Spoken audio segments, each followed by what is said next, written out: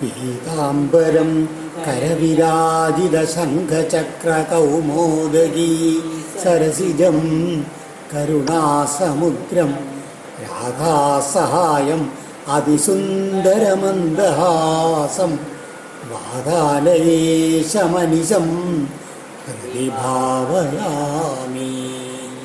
ഓം നമോ ഭഗവതേ വാസുദേവായ. ഓം നമോ നാരായണായ. സദ്ഗുരുഭ്യോ നമഃ.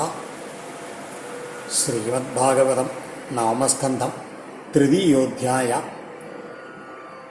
ശര്യാതിർ മാനവോ രാജ ബ്രഹ്മിഷ്ഠ സ ബഭൂവഃ യോ വാ അങ്കിരസം സത്രേ ദ്വിതീയമഹ ഊചിവൻ. ശ്രീശുഖബ്രഹ്മർഷി ശ്രീശുഖവാച എന്നുണ്ടായി, പുസ്തകത്തിൽ എഴുതിയില്ല. ശ്രീശുഖവാച ആദ്യം വായിക്കണം. ശല്യായുധ പേരായിട്ടുള്ള മനുപുത്രൻ മാനവ സ രാജ. ആ രാജാവ് വളരെ ബ്രഹ്മിഷ്ഠൻ വേദാന്തജ്ഞാനിയായിരുന്നു. ബഭൂവ ആയിത്തീർന്നു അത്രേതാണ്. വൈ യാതൊരു അദ്ദേഹം അങ്കിരസാം സത്രേ, അങ്കിരസ് സത്രത്തിൽ, അങ്കിരസുകളുടെ ഒരു സത്രത്തിൽ ദ്വിതീയമഹ ഊജീവാൻ രണ്ടാമത്തെ ദിവസം നടത്തേണ്ടുന്ന ചടങ്ങുകളെയൊക്കെ ഉപദേശിച്ചു. ഇത്രേ ഇദ്ദേഹം എന്ന് പറയുന്നത്. അത്ര പണ്ട് വേദജ്ഞനായിരുന്നു, ബ്രഹ്മജ്ഞനായിരുന്നു ഇദ്ദേഹം എന്ന് പറയുകയാണ് ഈ ശര്യാദി. സുകന്യാനാമ തസ്യാസീൽ കന്യാ കമലലോചന തയാ സാർദ്ധം വനഗതോ ഹ്യകമൽച്യവനാശ്രമം. ഈ ശര്യാദിയുടെ പുത്രന്മാരെ പറ്റി പറയുന്നതിന് മുമ്പായിട്ട് ആദ്യമായിട്ട് അദ്ദേഹത്തിൻ്റെ ഒരു പുത്രി പറ്റി, അതാ വളരെ വിശിഷ്ട, വളരെ കേമായിട്ടുള്ള ഒരു കഥയാണത്. സുകന്യ എന്നാണ് മകളുടെ പേര്. സുകന്യ നാമ തസ്യാസീൽ കമല, താമരതലത്തിനൊത്തുള്ള കണ്ണുകളെല്ലാം സുകന്യ എന്ന പേരുള്ള ഒരു പുത്രി ഇദ്ദേഹത്തിനുണ്ടായിരുന്നു. തയാസാർത്ഥം, അവളോടൊത്ത് വനഗത, അദ്ദേഹം കാട്ടിലേക്ക് പോയി. ഈ ശര്യാദി. എന്നിട്ടോ ച്യവനാശ്രമം അകമൽ ഹി, അങ്ങനെ കാട്ടുകൂടി പോയിട്ട് ച്യവന മഹർഷിയുടെ ആശ്രമ സ്ഥലത്ത് അങ്ങനെ എത്തിച്ചേർന്നു അത്രേ. സാ സഖേഭി പരിവൃത വിജിന്വന്തംഗ്രിവൻവനേ വൽമീകരന്ത്രേദൃശേ ഖദ്യോദേ ഇവ ജ്യോതിഷി. ഈ സുകന്യ സഖീവി പരിവൃത വനേ അംഗ്രിവാൻ വിജിന്വന്തി, കാട്ടില് തൻ്റെ ചങ്ങാതിമാരായിട്ടുള്ള തോഴികളോടൊക്കെ കൂടിയിട്ട് അങ്ങനെ കാട്ടിലങ്ങനെ വലിയ വലിയ മരങ്ങൾ, അംഗ്രിവാൻ വൃക്ഷങ്ങളൊക്കെ അങ്ങനെ നോക്കി അങ്ങനെ നടക്കുന്ന സമയത്ത്, കാട്ടുകൂടെ കൗതുകത്തോട് നോക്കി നടക്കുന്ന സമയത്ത് പെട്ടെന്ന് വൽമീകരന്ത്ര, ഒരു ചെതൽപ്പുറ്റ് കണ്ടു.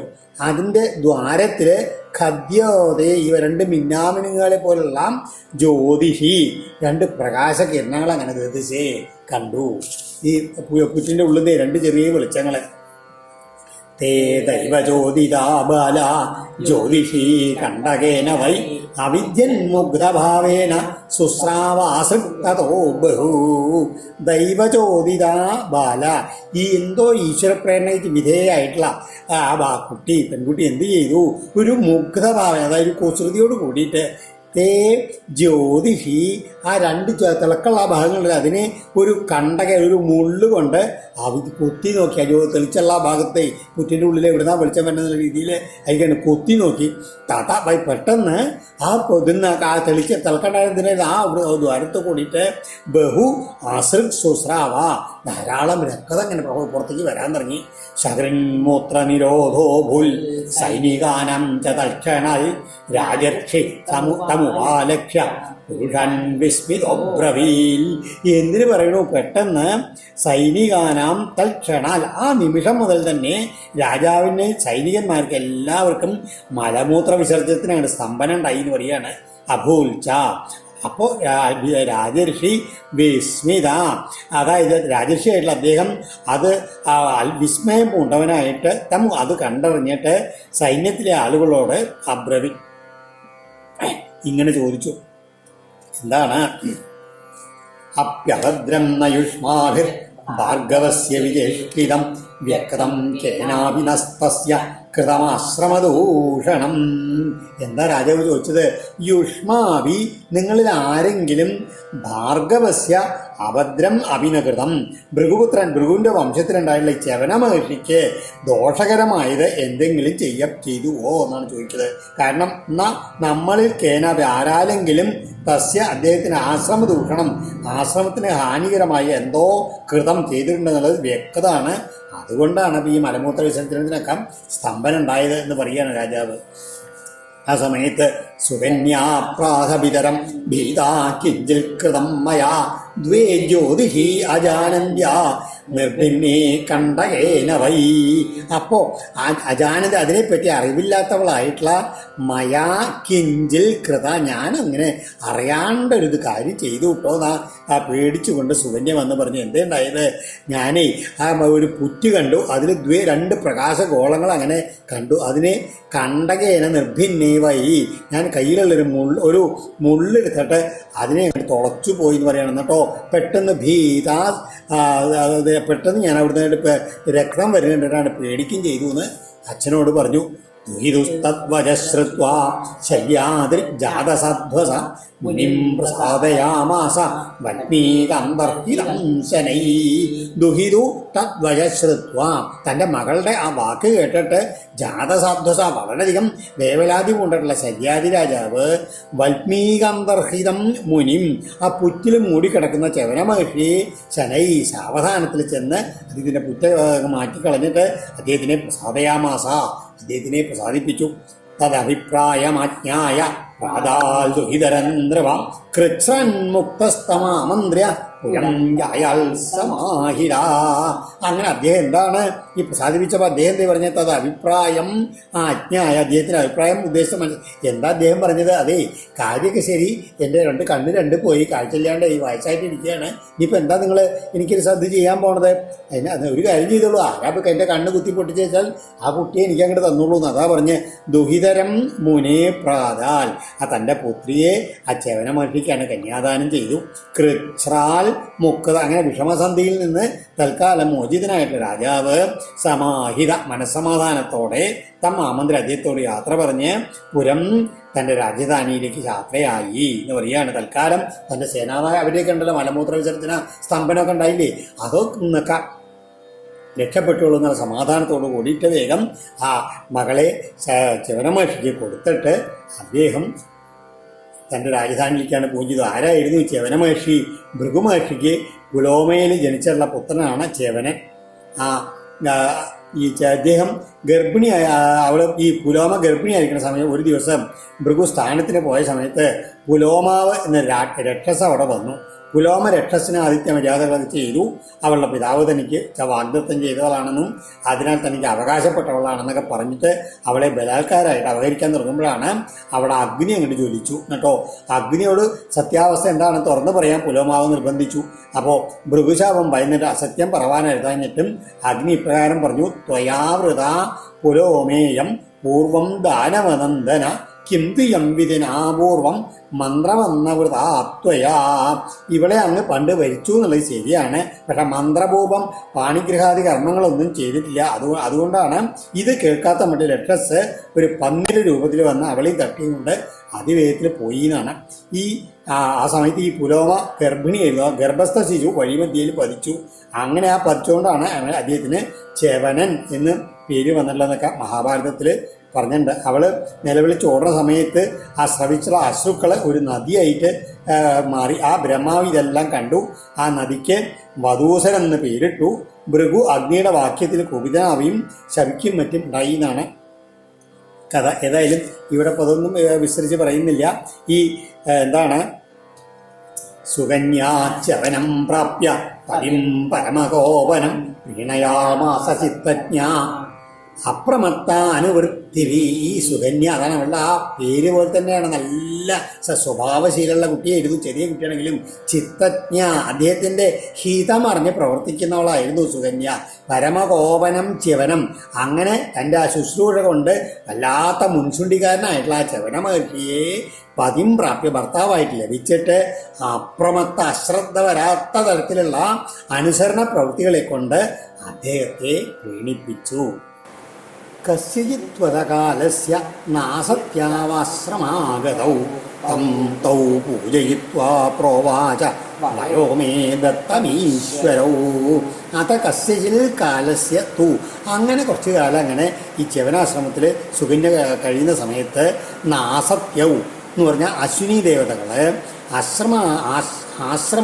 ആശ്രമത്തിലേക്ക് വരികയുണ്ടായി. ച്യവന മഹർഷിയുടെ ആശ്രമത്തിൽ തൗ ച്യവന മഹർഷി അവരിരുവരെയും പൂജിച്ചിട്ട് ഹേ ഈശ്വരവും അല്ലയോ ദേവവൈദ്യന്മാരെ മേ നിങ്ങൾ എനിക്ക് അതായത് യുവാം മേ വയ ദത്തം എനിക്ക് യൗവനത്തെ നൽകുമെന്ന് അവരോട് പറഞ്ഞു. ഗ്രഹം ഗ്രഹിഷ്യേ സോമസ്യ യജ്ഞേ വാമപ്യ സോമവോ ക്രിയതാം മേ വയോരൂപം പ്രമദാനം യദീപ്സിതം. അശ്വിനി ദേവകൾ അതിനൊരുങ്ങി. പക്ഷെ ഒന്നുണ്ട്, ഞങ്ങൾ എന്താണ് യാഗത്തിൽ ഞങ്ങൾക്ക് സോമപാനത്തിന് അർഹതയില്ലാത്തവരാണ് ഞങ്ങൾ രണ്ടുപേരും. അതുകൊണ്ട് ഞങ്ങൾക്ക് സോമപാനത്തിന് അതിൽ അർഹതയാണ്. അപ്പോൾ അതാണ് പറഞ്ഞത് യജ്ഞേ അസോമവോ അഭിവാം. സോമപാനത്തിന് അർഹയില്ലാത്ത ഭവാന്മാർ രണ്ടുപേർക്കും സോമസ്യ ഗ്രഹം സോമരസം നിറച്ച പാത്രം ഞാൻ നിങ്ങൾക്ക് നൽകാം എന്നാണ് അദ്ദേഹത്തിൻ്റെ ആ ഒരു ഫലമായിട്ട് തന്നെ യൗവനനാക്കിച്ചാൽ അങ്ങനെ നിങ്ങൾക്ക് തരാമെന്നാണ്. ഗ്രഹിഷ്യേ പ്രമദാനാം ഈപ്സിതം വയ രൂപം മേ ക്രിയതാം. അതായത് സുന്ദരികളായുള്ള സ്ത്രീകൾക്ക് കൂടിയിട്ട് കാക്ഷിക്കത്തക്കതായിട്ടുള്ള യൗവനവും രൂപസൗന്ദര്യവും എനിക്ക് ഭവാന്മാർ ചെയ്തു തരണം എന്നാണ് ച്യവന മഹർഷിയുടെ അർത്ഥന. ഭാടമിത്യൂജതുർവിപ്രം അഭിനന്ദ്യഭിഷക്രമൗ നിമജ്ജതം ഭവാനസ്മിൻ ഹൃദേ സിദ്ധവിനിർമ്മിതേ. ഭിഷക്രമൗ അവർ രണ്ടുപേരും ദേവവൈദ്യന്മാരാണ്. അതാണ് ഭിഷക്തമോ എന്ന് പറഞ്ഞാൽ വൈദ്യന്മാരിൽ ശ്രേഷ്ഠന്മാരുമാണ് അവര്. ഭാടമിയോ അങ്ങനെ തന്നെ ആയിക്കോട്ടെ എന്ന് സമ്മതിച്ചിട്ട് വിപ്രം അഭിനന്ദിച്ച് ച്യവന മഹർഷിയെ അഭിനന്ദിച്ചിട്ട് ഭവാൻ സിദ്ധവിനിർമ്മിതേ അസ്മിൻ ഹൃദേ നിമജ്ജതാം ഊജതു. ഭവാൻ ഒരു കാര്യം ചെയ്യൂ, സിദ്ധന്മാരാൽ നിർമ്മിക്കപ്പെട്ടുള്ളതാ ഈ തടാകണ്ടല്ലോ ഇതിലൊന്നും അങ്ങോട്ട് മുങ്ങിക്കുളിച്ചോളൂ എന്ന് അദ്ദേഹത്തിനോട് പറഞ്ഞു. ഇത്യുക്താ ജരയാഗ്രസ്തദേഹോ ധമനിസന്തത ഹൃദം പ്രവേശിതോ അശുഭ്യാം വലിത വിപ്രിയ. ഇതിയുക്ത എന്നും പറഞ്ഞ് ജരയാഗ്രസ്തദേഹ ഇതേ എങ്ങനെയാണെന്നല്ല ജര ബാധിച്ച ശരീരമാണ്. ധമനി സന്തത ഞരമ്പുകളൊക്കെ ഇങ്ങനെ ഓർമ്മ കാണാത്ത വിധം അങ്ങനെ ചോദിച്ചവനാണ്. വലിത വിപ്രിയ ചുക്കി ചുളിഞ്ഞ തൊലിയാണ്, നരച്ച രോമങ്ങളാണ്. അങ്ങനെ കാണുന്നവർക്കൊക്കെ വെറുപ്പ് തോന്നിക്കുന്ന ശരീരത്തിലുള്ള അദ്ദേഹം എന്ത് ചെയ്തു? അശുഭ്യാം അശ്വിനി ദേവന്മാരാൽ ഹൃദം പ്രവേശിച്ചത്. അദ്ദേഹത്തിന് കണ്ണും കാണില്ലല്ലോ. അശ്വിനി ദേവന്മാരാണ് കൈ പിടിച്ച് അവർ 3 പേരും കൂടി ആ കയത്തിലേക്കാണ് പോയിട്ട് അങ്ങോട്ട് മുങ്ങി കേട്ടോ. പുരുഷസ്ത്രയ ഉത്തസ്തു അപീച്യ വനിതാ പ്രിയ പത്മശ്രയ കുണ്ടൈന തുല്യരൂപാസുവാസസ. പെട്ടെന്ന് ഇവർ 3 പേരും മുങ്ങിപ്പൊങ്ങിയപ്പോൾ എങ്ങനെയാണ്? 3 അപീച്യ വനിതാ പ്രിയ നല്ല സുന്ദരന്മാരായിട്ട് സ്ത്രീകൾക്ക് ഇഷ്ടപ്പെടുന്നവരും താമരമാല കഴുത്തിലുള്ളവരും നല്ല കുണ്ടലങ്ങളൊക്കെ അണിഞ്ഞവരും സുവാസസ നല്ല വിശേഷപ്പെട്ട വസ്ത്രം ധരിച്ചവരും തുല്യരൂപ ഒരേ രൂപത്തിലുള്ളവരുമായിട്ടുള്ള ത്രയ പുരുഷ ഉത്തസ്തു ഒരേ തരത്തിലുള്ള 3 പുരുഷന്മാരാണ് പൊന്തി വന്നത്. തന്നിരിക്കവരാരോഹ സരൂപൻ സൂര്യവർച്ചസ അജാനദീ പതിം സാത്വി അശ്വിനൗ ശരണം ജയൗ. സ്വരൂപാൻ സൂര്യവർച്ചസ താൻ നിരീക്ഷ്യ ഒരേ രൂപത്തിൽ ആകൃതിയുള്ളവരും 3 പേര് എങ്ങനെയാണ്? സൂര്യന് തുല്യം തേജസ്സുള്ളവരുമാണ്. അങ്ങനെയുള്ളവരെ കണ്ടിട്ട് വരാരോഹ സാധ്വി സുന്ദരിയായിട്ടുള്ള പതിവ്രതയായിട്ടുള്ള സുകന്യ പതിം അജാനതി തൻ്റെ ഭർത്താവ് ആരാണെന്ന് അറിയാഞ്ഞിട്ട് അശ്വിനൗ ശരണം ജയു അശ്വിനി ദേവന്മാരെ തന്നെ ശരണം പ്രാപിച്ചു. എൻ്റെ യഥാർത്ഥ ഭർത്താവിനെ എൻ്റെ പാതിവ്രത്യം മാനിച്ച് എനിക്ക് കാണിച്ചു തരണേ എന്ന് അവരെ തന്നെ ശരണം പ്രാപിച്ചു എന്ന് പറയുകയാണ്. ആ സമയത്ത് ദർശയിത്വാ പതിം തസ്യൈ പാതിവ്രത്യേന തോഷിതൗ ഋഷിമാമന്ത്യയതു വിമാനേന ത്രിവിഷ്ടവം. പാതിവ്രത്യേന തോഷിതൗ അങ്ങനെ ആ സുകന്യയുടെ പാതിവ്രത്യ ശുദ്ധി കൊണ്ട് സന്തുഷ്ടരാക്കപ്പെട്ട അവര് ഈ അശ്വിനി ദേവന്മാര് തസ്യൈ പതിം ദർശയിത്വ അവരുടെ സുകന്യയുടെ യഥാർത്ഥത്തിലുള്ള ഭർത്താവായിട്ടുള്ള ച്യവന മഹർഷി ഇദ്ദേഹമാണെന്ന് കാണിച്ചു കൊടുത്ത് ഋഷിം ആമന്ത്ര ഋഷിയോട് യാത്രയും പറഞ്ഞ് വിമാനേന ത്രിവിഷ്ടവം ചെയ്തു. അവരങ്ങനെ ആ സ്വർഗത്തിലേക്ക് വിമാനത്തിൽ അങ്ങനെ തിരിച്ചു പോവുകയും ചെയ്തു. യക്ഷ്യമാണോപശല്യാദി ചവനസ്യാശ്രമം ഗത ദദർശതുഹിതു പാർശ്വേ പുരുഷം സൂര്യവർച്ചസം. അഥ കുറച്ചു കാലം കഴിഞ്ഞ സമയത്ത് യക്ഷ്യമാണ് ച്യവനസ്യ ആശ്രമം, അതായത് തനിക്ക് യാഗം ചെയ്യണമെന്ന് ആഗ്രഹം ഉണ്ടാർക്ക് ശല്യാദി മഹർഷിക്ക്. പിന്നെ തൻ്റെ മകളെ ഇവിടെ കാട്ടിലിട്ട് പോയിരിക്കല്ലേ, അവളെ ഒന്ന് കാണുമാവാലോ എന്നുള്ള ഉദ്ദേശത്തോടു കൂടിയിട്ട് ച്യവനസ്യ ആശ്രമം, ഈ ച്യവന മഹർഷിയുടെ ആശ്രമത്തിലേക്ക് ശല്യാദി ചെന്നെത്തി. ദുഹിതു പാർശ്വ, ആ സമയത്ത് തൻ്റെ മകളുടെ സമീപത്ത് സൂര്യവർച്ചസം പുരുഷം വിതരിച്ച, അതാ തൻ്റെ മകളുടെ അടുത്ത് ചെറുപ്പക്കാരനായിട്ടുള്ള അതിസുന്ദരനായിട്ടുള്ള ഒരാളങ്ങനെ ഇരിക്കുന്നത് കണ്ടു. രാജാ ദുഹിതരം പ്രാഹ കൃതപാദാഭിനന്ദനാം ആശിരച്ചാപ്രയുഞ്ജാനോ നാദിപ്രീതമനായിവ. അപ്പോഴേക്കും അദ്ദേഹത്തിനെ കണ്ട സമയത്തേക്ക് വേഗം സുകന്യ വന്ന അച്ഛൻ്റെ കാൽക്കൽ വീണ് നമസ്കരിക്കുകയൊക്കെ ചെയ്തു. എന്നാലും കൃതപാദാഭിവന്ദനാം ദുഹിതനം, തൻ്റെ പാദങ്ങളിൽ നമസ്കരിച്ചുള്ള ആ പുത്രിയോട് നാദിപ്രീതമനായി വളരെ സന്തോഷമില്ലാത്ത ഭാവത്തോടു കൂടിയും ആശിഷ അപ്രയുഞ്ജന, അവൾക്ക് ആശീർവാദ വാക്യങ്ങളൊന്നും പറയാതെയും രാജാവ് പറഞ്ഞു എന്നാണ്. ഈ സുകന്യ അശ്വിനി ദേവതകളോട് പ്രാർത്ഥിച്ചു എന്നാണല്ലോ നേരത്തെ പറഞ്ഞത്. യഥാർത്ഥ ഭർത്താവാരാണെന്ന് കാണിക്കാൻ അതെങ്ങനെയുണ്ടായത് അവർ സന്തോഷിച്ചിട്ട് ഭവിഷ്യത് പുരാണത്തിൽ പറഞ്ഞിരിക്കുന്നത് അശ്വിനി ദേവതകൾ തങ്ങൾ ദേവന്മാരാണ് എന്നുള്ള ആ ഭാവം സുകന്യക്ക് കാണിച്ചു കൊടുത്തു. അപ്പോൾ മനുഷ്യനായിട്ടുള്ള ചവന മഹർഷിയെ സുകന്യക്ക് കണ്ടെത്താൻ കഴിഞ്ഞു എന്നാണ്. അതായത് ആ ദേവന്മാരെ കുറച്ച് ഇങ്ങനെ ഭൂമിയിൽ നിന്ന് കുറച്ച് അതിനെ വിട്ടു നിന്നു ഈ ചവന മഹർഷിയുടെ കാലുകൾ ഭൂമിയിൽ തൊട്ടുകൊണ്ടായിരുന്നു എന്നൊക്കെ അതിൽ ഭവിഷ്യത് പുരാണത്തിൽ പറഞ്ഞിട്ടുണ്ട്. അതുകൊണ്ട് അതാണ് രജോ നിമേഷോ വൈ സ്പൃശേത്തേ ധരമ്പതേ, അവർക്ക് ഭൂമിയിലെ പൊടിയൊന്നും അവരുടെ കാലിലിരിക്കില്ല, കാരണം അവർ കുറച്ച് പൊങ്ങിക്കൊണ്ട് നിൽക്കുകയാണ്. അത് കാണിച്ചുകൊണ്ടാണ് അവർക്ക് മനസ്സിലായത് അവർ ദേവന്മാരല്ല, ദേവന്മാരാണ് എന്ന് കാണിച്ചു കൊടുത്തു എന്ന് പറയണത്. ഏതായാലും ഈ ശല്യാദി രാജാവ് വന്നിട്ട് അദ്ദേഹത്തിന് ഈ സുകന്യ ഈ ചെറുപ്പക്കാരനെ കൊണ്ട് ഇരിക്കുന്നത് തീരെ പിടിച്ചില്ല. ഒട്ടും നാടിപ്രീതമനാണ്, ഒട്ടും വലിയ സന്തോഷമില്ലാത്ത രീതിയിൽ അദ്ദേഹത്തിനോട് അവളോട് പറഞ്ഞു, ചീർഷിതം തേ കിമിതം പതിസ്ത്വയാ പ്രളംഭിതോ ലോകനമസ്കൃതോ മുനി യത്വം ജരാഗ്രസ്തമസത്യസമ്മതം ാരം ഭജസേമുമധ്വകം. ഹേ അസതി, അസത്തെ എന്ന് പറയാം, അങ്ങനെ വിളിച്ച മകളെ, തേ ഇതം ചീർഷിതം കിം, നിന്റെ ഈ ഉള്ളിലുള്ള അഭിലാഷം എന്താണ്, എന്താ നീ വിചാരിച്ചത്? പതി ലോക നമസ്കൃതാം മുനി, അതായത് നിന്റെ ഭർത്താവായിട്ടുള്ള സകല ലോകരാലും നമസ്കൃതനായിട്ടുള്ള ആ മുനി ചവന മഹർഷി പ്രലംബിത, നിന്നാൽ വഞ്ചിതനായില്ലേ, കഷ്ടം. എന്തെന്ന് വെച്ച് കഴിഞ്ഞാൽ ജരബാധിച്ചവനും സമ്മതനല്ലാത്തവനുമായ തം വിഹായ, അദ്ദേഹത്തെ വെടിഞ്ഞിട്ട് നമുക്ക് അദ്ദേഹത്തിന് ഇഷ്ടമുണ്ടായിരുന്നില്ല, അതുകൊണ്ടല്ല അദ്ദേഹത്തിനെ വെടിഞ്ഞ് ഇപ്പോൾ ഈ ഏതോ വഴിപോക്കനായിട്ടുള്ള അമും ത്വം ജാരം ഭജസ്, ഈ ജാരനായിട്ടുള്ള ഈ ചെറുപ്പക്കാരൻ്റെ കൂടെ നീ ഇങ്ങനെ നടക്കില്ലേ എന്ന് പറഞ്ഞുകൊണ്ടാണ് രാജാവ് അദ്ദേഹത്തിനെ അവളെ ഭർഷിക്കുന്നത്. കഥം മതിസ്തേവഗതാന്യതാ സദാം കുലപ്രസൂതേ കുലദൂഷണം ത്വിരം ബിഭർഷി ജാരം യഥവത്രവാ കുലം വിദുശ്ച ഭർത്തുശ്ച നയശ്ചതസ്തമാ. ഹേ സതാം കുലപ്രസൂതേ, എടി സൽക്കുലത്തിൽ ജനിച്ചവളാണ് നീ എന്നിട്ടോ, തേ മതി, നിന്റെ മനസ്സ് ഇങ്ങനെ അന്യതാ കഥം അവഗത, ഇങ്ങനെ വേറൊരു വിധത്തിൽ എങ്ങനെയാണ് മാറിപ്പോയത്?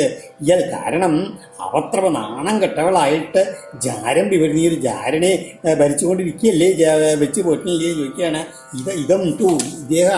ഇതാകട്ടെ നമ്മുടെ വംശത്തിനെ മുഴുവൻ കളങ്കം ലഭിക്കുന്നതാണ്. പിതുച്ച അച്ഛൻ്റെയും ഭർത്താവിൻ്റെയും കുലവംശത്തെ താഴോട്ട് കൂരിട്ടിലേക്ക് ഇരുട്ടിലേക്ക് വലിച്ചഴയ്ക്കും തൻ്റെ ഈ പ്രവൃത്തി എന്ന് പറഞ്ഞിട്ട് വളരെയധികം ഭർഷിക്കുകയാണ് തൻ്റെ മകളെ. ഏവം ബ്രുവാണം പിതരം സ്മയമാനാ ശുചിസ്മിത ഉവാച താതജാമാതാ തവൈഷ ഭൃഗുനന്ദന. ഇപ്രകാരം ബ്രുവാണം പിതരം പറയുന്ന അച്ഛനോട് സ്മയമാന ശുചിസ്മിത, പുഞ്ചിരിയോടുകൂടി വിസ്മയത്തോടെ അവൾ പറഞ്ഞു, എന്താ അച്ഛ, ഇദ്ദേഹം തവ അങ്ങയുടെ ജാമാതാവായിട്ടുള്ള ഭൃഗുനന്ദന തന്നെയാണ് എന്നാണ് സുകന്യ പറഞ്ഞത്. ശശംസ പിത്രേ തത്സർവം വയോരൂപാഭിലംബനം വിസ്മിത പരമപ്രീത തനയം പരിഷസ്വജേ. വയോരൂപ അഭിലംബനം, അദ്ദേഹത്തിന് യൗവന്യവും രൂപസൗഭഗവും ആ നടന്ന സംഭവങ്ങളെല്ലാം പിത്രേ ശശംസ, തൻ്റെ അച്ഛന് അവൾ വിവരിച്ചു പറഞ്ഞു കൊടുത്തു.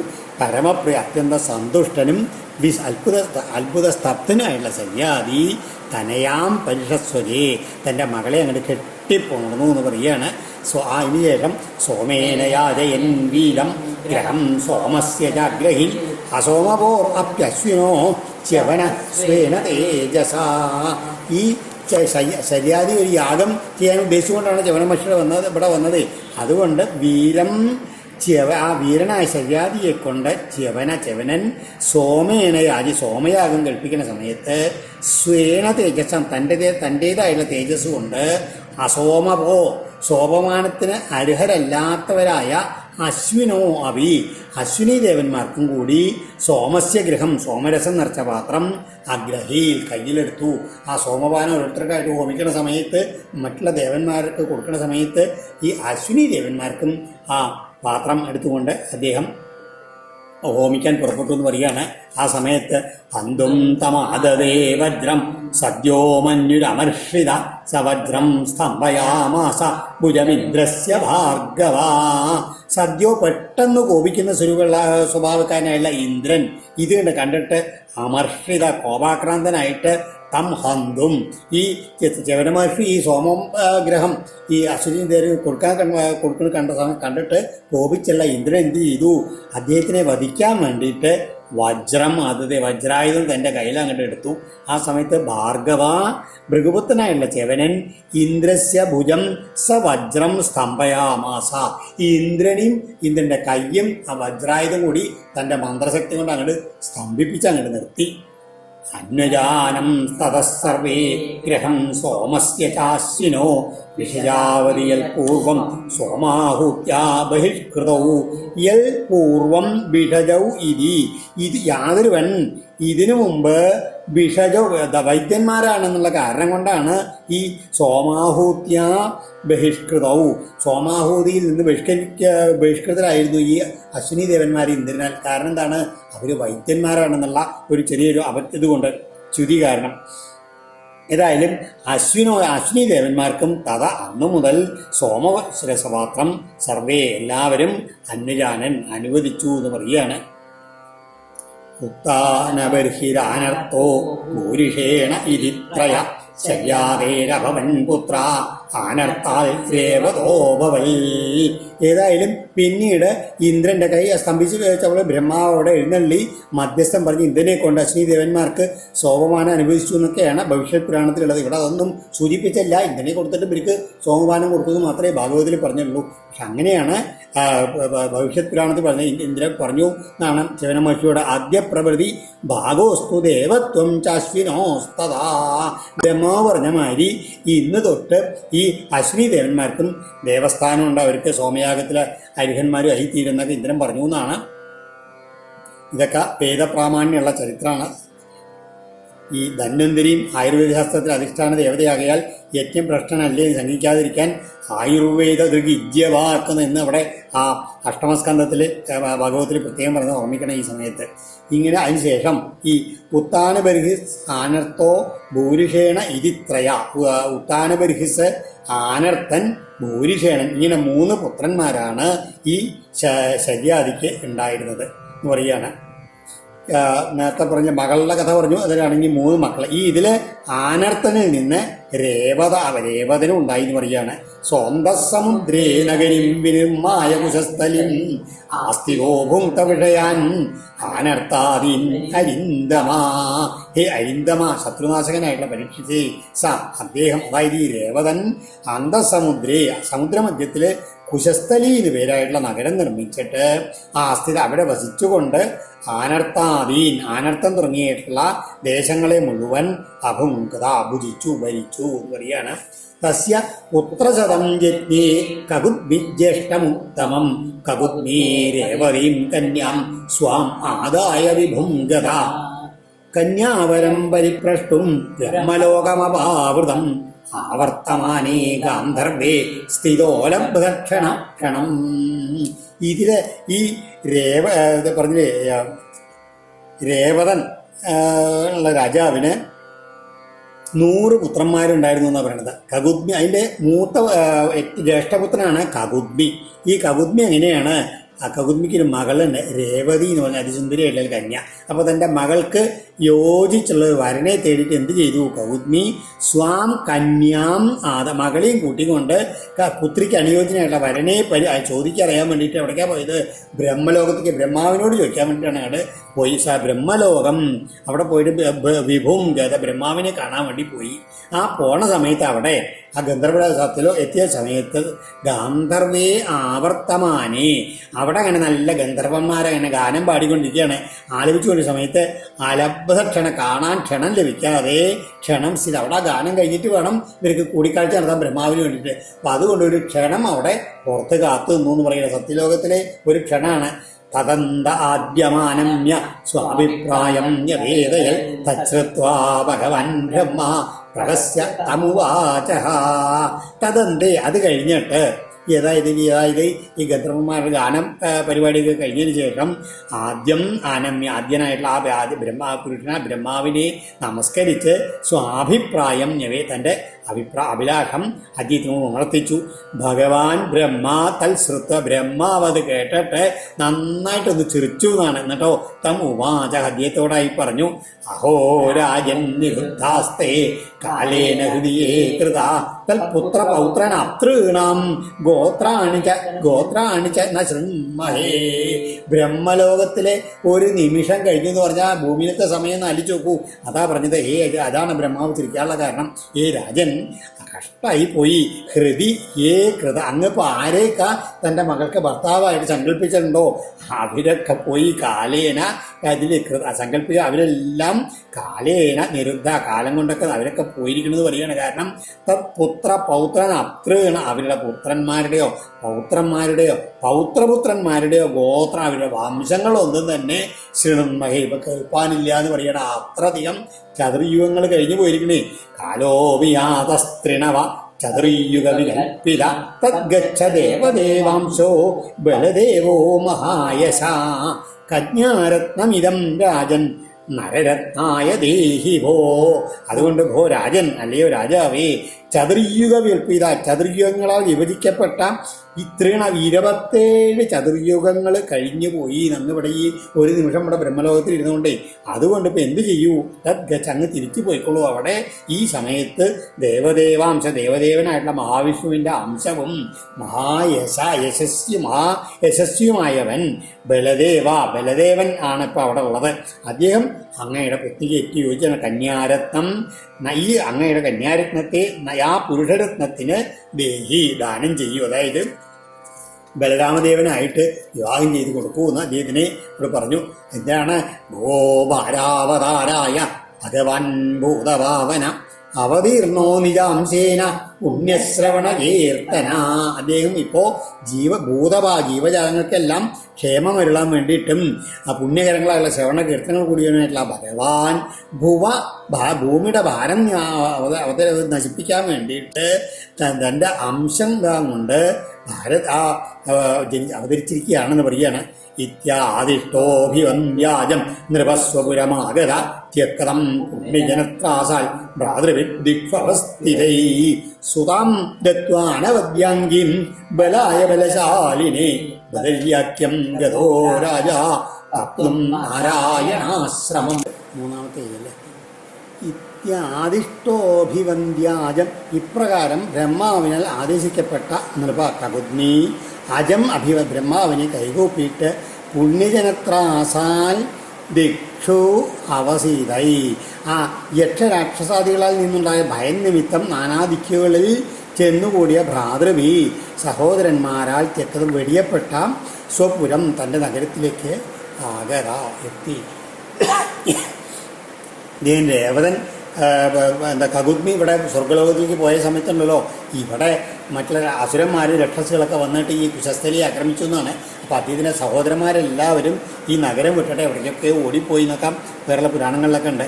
അവിടേക്ക് അത് പ്രഥമസ്കന്ധത്തിലും അതിൻ്റെ പറഞ്ഞിട്ടുണ്ട്. അത് കുറച്ച് പത്താമത്തെ ശ്ലോകത്തിൽ, അത് കുറച്ച് 10ാമത്തെ അധ്യായത്തിൽ 28ാമത്തെ ശ്ലോകത്തിൻ്റെ വ്യാഖ്യാനത്തിൽ ശ്രീധരവാര്യർ അത് സൂചിപ്പിച്ചിട്ടുണ്ട്.